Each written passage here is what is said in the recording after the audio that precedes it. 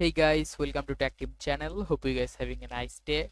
In this video, I'm gonna show you how can you request access to Facebook page in Meta Business Suite. So guys, let's first just go to business.facebook.com, which is also Meta Business Suite. Now after that, go to settings. Now from settings, here you can see there are some options here. Just select these pages.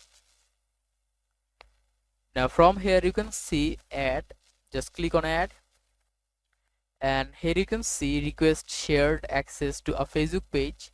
Click on here, and here you can see the Facebook page name or URL. Just select a name for the Facebook page or URL.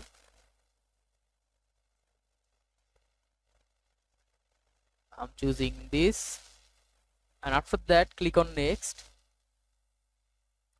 Now here you can see you can choose the partial access, business tools. Also you can choose the full control access. Let's just choose this and click on confirm.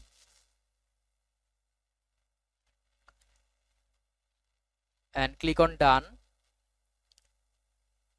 And here you can see the page admin needs to approve your request, and that has been notified by email. So guys, that's how you can do it. Hope you found this video helpful.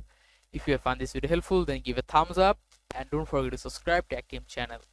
Thank you very much for watching the video.